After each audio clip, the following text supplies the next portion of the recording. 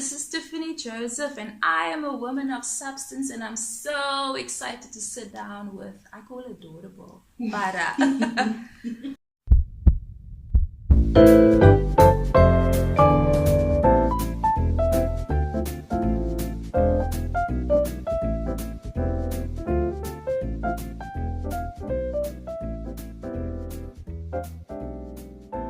Welcome to Women of Substance with Farah. On the couch, we have singer-songwriter and change agent from Lavender Hill, Tiffany Joseph. She worked at an NGO focusing on children's rights, where she thrived in creating parenting training and child participation programs. Now a mother to a beautiful 2-year-old daughter, she recently launched a blog and is currently working on self-development training and healing workshops. Okay, so we are joined by Tiffany Hamid on the couch today. Thank you so much for coming through. Let's start with a simple question. How are you doing today? I'm doing well. There's like a bunch of trees outside, so the energy is very calming here. It's very zen here. So I'm cool, yes. I'm well. I could complain, but I choose not to nowadays. I choose not to. You choose not to. How are you? I'm It's good. really good to see you. I think it's been, six years. That's bad. 5, 6 years. It's fine. It's okay. You're here today. Yes. I'm good. I'm happy. I'm excited. Like I said, yeah, Women of Substance is.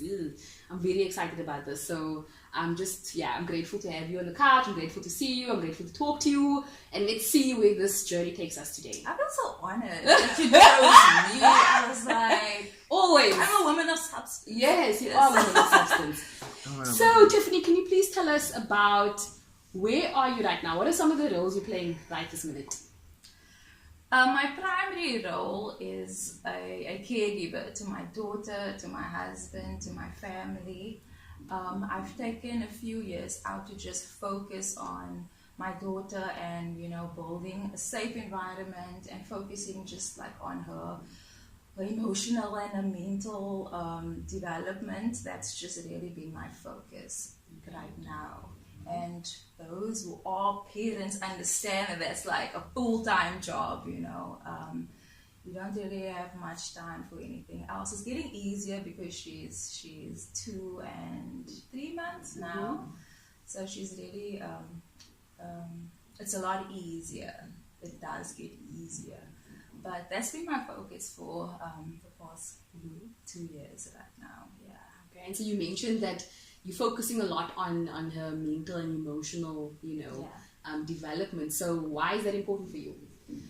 It's important for me because, first of all, I come from I'll speak about my childhood in a minute, but professionally, I see myself as a community development practitioner. So I really understand and believe in the importance of building a strong foundation so that you as an individual can do anything that you want. It's really important to be healthy, and in order to do that you need to have that strong foundation where you have a really healthy self-esteem, and you know that you have relationships around you where those people who are placed as a caregiver in your life, they are responsible for protecting you and just facilitating you in becoming a healthy individual. So so as someone who comes from a community like Lavender Hill, I grew up there. I mean, it's your typical Cape Flats environment where there are so many factors that hinder your growth as a healthy individual. Being exposed to things that I should not have been exposed to at the age that I was, which is physical abuse, sexual abuse, neglect, and all of those, things of that nature. It's really important for me to build my daughter's character, in the best way that I possibly know how. And that's through, like I said, building that strong foundation. Yeah. Okay, and so what about your past or your childhood has shaped you into thinking this way and wanting to make sure that this happens? Well, like I said, it's just experiencing those traumas.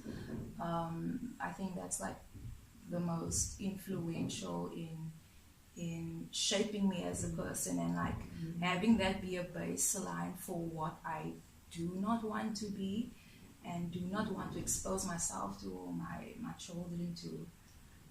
So yeah, I can't really think of like one specific thing, but I think it was just the the theme of the different types of abuse that I've been exposed to, as well as just the environment as well. I mean, your typical gangsterism and just like a poverty. So those are not really good, like good factors if into developing yourself as a healthy person. So yeah. Okay, and so so your primary role is the caregiver, right? Yeah. So what kind of roles do you wish you were playing at this point? Now, that's the role that I wish to play at this moment in time. Okay. Before I became a mother, before I was married, I knew that this is the role that I want to play now in this period of my child's life. So I don't really have any desire, but I know that once she can become old enough to communicate to me what's happening in her environment, that's where I will want to then extend my role to focusing on being a caregiver, in my community and in my country and in the world. So that's what in future I want to become. In the near future, like I said, she's like 2 and a bit, so that's happening quite soon. But I really want to be a healer in all facets. I want to help people. I want to help them expand their self-awareness so that they can take the steps in working on themselves and healing themselves. And so I'm assuming that you're also going through your own process of healing. Absolutely. All the time. and so what does that look like? What do you do specifically to help you kind of unpack all of these things? It's not an easy process, and I think that in the past, like when you in the industry, can I say in the profession of like helping, you in the profession of helping, so it's always encouraged for you to heal those shadows within yourself.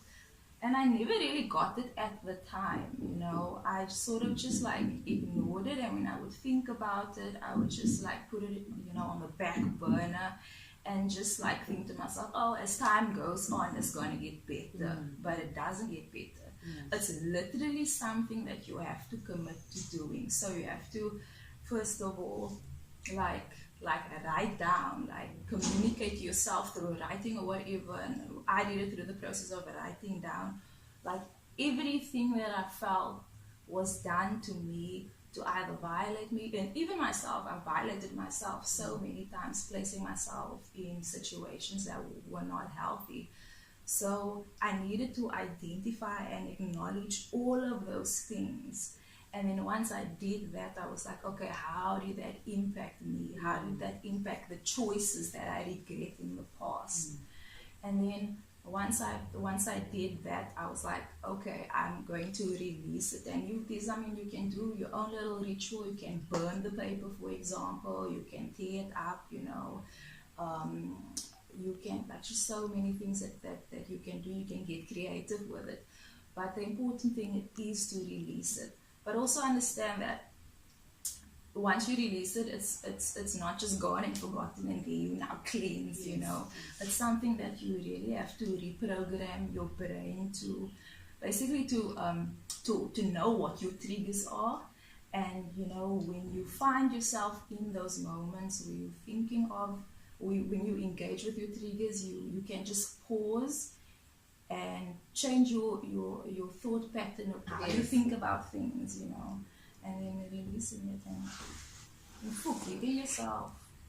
Am I sounding like Dr. Phil? Maybe a little bit, but that's really important as well.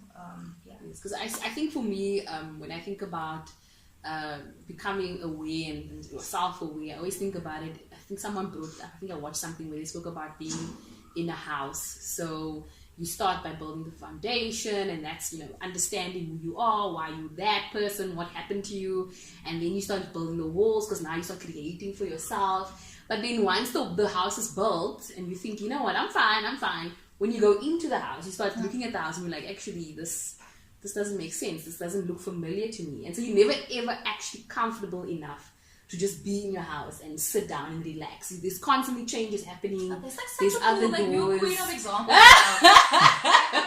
I go with such junk examples. That's so cool. I'm gonna use that. That's absolutely it makes sense to me, because I feel like there's days where I'm sitting down on the couch in my house and I'm thinking I'm comfortable, and then boom, there's something else that comes, and there's a door that just opens, and you're like, what is that? Even with Women of Substance now, for me, for example, like I feel like I opened up another door. Yeah. And this door is very cluttered. This room is very cluttered. I have no idea where it's going. But as I'm going through it, you're picking up things. Yeah. And so would you say that's...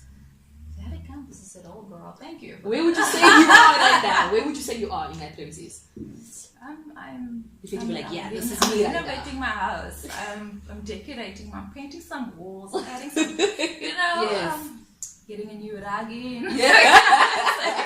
Like I feel like that's basically where you are right now. What are you unlearning right now? Jeez. I really love that question. It's such a good question. I think that if I was a whiteboard and there was in who I was all of this writing on me, like I really literally had to just wipe it clean, everything that I knew about myself and just about the reality that I live in. Like I really needed to unlearn all of those things. But I think so many, but I think the one that comes to mind, I would say, is probably in the theme of purpose of life. So let's talk about the blog post. It's called The Thing About. The Thing About. Whatever that thing might be. So you've been writing, I think the first one was about daddy issues, I'm not mistaken. Yeah. Is that the first one? I think that was the first and one. then I saw the one around natural hair, and we'll get into the natural hair discussion soon. Yeah. But let's talk about the blog. So why the blog? And then how did you even get to the point of starting the blog?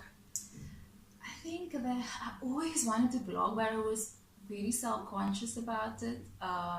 It's not easy to put yourself out there, especially for someone like myself. I'm a bit of an introvert, and I'm quite shy, but I really enjoy writing. No one really knows it. And I wanted to start it 3 years ago, but then I fell pregnant, and I was really ill during my pregnancy. It was not fun at all. And obviously having a newborn, you have no time for anything. So now I'm finally at a point where I have time, and I was just I'm just gonna go for it, and I think it's also I'm hoping that it's a foundation for all the other things that I plan on doing. I'm working on content for training, and under the umbrella of self-development. So, but I was just I need to do it. It's 2018. It's the year of manifestation. So that's why I decided to do it. Okay, and I mean, I see in the blogs you very quite honest about where you at and what has happened, whatever the topic is. And so, where does that bravery come from? Because I think, there's a lot of blogs that I follow, and some of them it's really they give you a nice, the final picture, the final photo, but you've decided to go there, to the places that you don't want to talk about. I wanted to go there. So how do you become that brave to be this is actually the snapshot of what happened? Oh, thank you for saying that I'm brave, and I feel brave. I think it was because, I really want to facilitate people in healing, and in order to do that, you have to really be raw, and you have to go there, yes. Yes. So I think that's really why I wanted to start this blog, because I feel our youth, our parents, youngsters are not focused on self-development enough, all of these things, all of these surface level stuff, which is nice. I like to be entertained every now and again, but it's going to fade, and you're going to have to take time somewhere down the line to work on yourself. Yes. So, and I feel like if we want to see the country go anywhere, our world go anywhere, it has to start with ourselves, because the issues that we're facing are on such a large scale. Like, how do you tackle that? You can only start with yourself. Yes. Yeah. Can you tell us then about? So I want to chat to you about naturally, and I see that you going that look and that, and you spoke about it in your blog. But what was interesting about the blog, I think, was the lens you took. Because a lot of people, we talk about naturally, and there's different debates going on, and different ways of coming into it. But you decided to take, I think, two ways of looking at it. One was around the spiritual realm, and so we'll talk about that a little bit. And then the second thing was the scientific space, which is very interesting, not a debate that I've heard before. So maybe you want to explain to us what your thinking is, and then maybe I just want to know by you, what prompted you into the natural hair space? What is it that said to you, I want to go this route, and this is something that I need to do for myself? What was it about? But first, explain to us your thinking around that first. I think it's really started with like when you were saying, asking who am I. So at a younger age, I asked myself like, who am I, and why am I doing these things to myself? Why am I relaxing my hair? And I think like once I searched for myself, like, I don't know, hair was the number one thing that I had to deal with, because it controlled so much of my life. Who I was friends with, who I saw myself dating, how people viewed me, like I mean, in the so-called colored communities, hair is like such a staple, Yes. It's insane. Yes. So in starting my healing process and just like stripping myself away from the expectations, and just like how other people view me, and what it requires to be beautiful, and just myself in general, I knew like I needed to strip those things down and start over. What are you grateful for?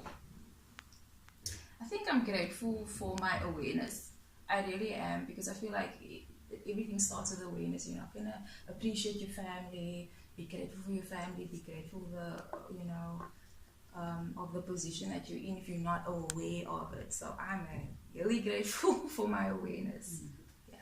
Okay, and then what are you most proud of? I'm really most proud of how far I've come, as an individual, as a woman, as someone that comes from Lavendale, experiencing what I experienced. My childhood was pretty rough, and especially one thing I forgot to mention is like I started like really bad, like until the age of like 15. It started fading when I was like 12, but 15 to 16 it really like disappeared way. I don't know how it just like my mother always says that my grandfather prayed it away. So believe in the power of prayer. But like at a very young age, I knew, like, I made peace with the fact, like, oh, I'm never going to be able to communicate what I want. I'm never going to be able to tell people how I feel. No one's going to want to marry me. Like, I'm not going to be able to say anything, Yes. So the fact that, that disappeared and I overcame that, like, so much possibility opened. Let's talk about some of the things that you want people to be aware of, the plans that you have. What should people be following right now? What is Tiffany going to be up to 2018, 2019, whatever? So for now, like, please have a blog out, thethingabout.com. You can follow me on Facebook at thethingabout_blog. And I think in the next like 4 to 6 months, look out for some training, because I'm working on some content, and I will obviously share those methods of healing with everyone through my blog as well. Mm-hmm. Yeah. Is a book coming soon? Let's just put the brakes on. And just wanted Maybe to we must check. talk. Maybe we must talk about it. Yes. Both of us. Yes. Yes. But I'm really like, I love what you're doing. It gets me so excited. I think like we're doing similar things. You just in the form of video and Yes. and me in the blog because I'm shy like that. But it's just like I'm so happy that women are in the forefront and you know to invoking change, positive change with you know within our community. It's just like I'm so excited and I'm so proud of you. Thank you so much. Thank you so much. I'm grateful for that. I mean, I receive it. I definitely coming. You should also be watching and doing some more things. So anyway, I'm grateful for that. But anyway, thank you so much for joining us on the couch. I'm really grateful for you to come here. I think we have a different conversation that people will be having, especially around just, you know, your spiritual self, your emotional self. And I thought then in light of that, because all our gifts, like I always say, it's very specific to the person that we sit here. And we thought this would be something that represents you in a way. So we see you as the center. It's like a little bit of a pendant, like a flower pendant. I don't know. I see a lot of like flower power, indigo spaces. So we thought this could represent you quite nicely. And there's a lot of color. So there's different things happening, different energies coming through. And it was handmade. So that's dope. That energy is in there. So I hope you enjoy it. And so thank you so much. I'm going to put it on right now. Joining us on Women of Substance with Farah. Please click that subscribe button if you want to see more Women of Substance like our wonderful guests. Thank you for coming through. But you can also join us on Facebook, Women of Substance with Farah, as well as Instagram, women_OS. That's WOMXN_OS. So follow us, comment, tell us what you thought, tell us your own struggles, tell us what you are thinking about, and we'd love to hear from you.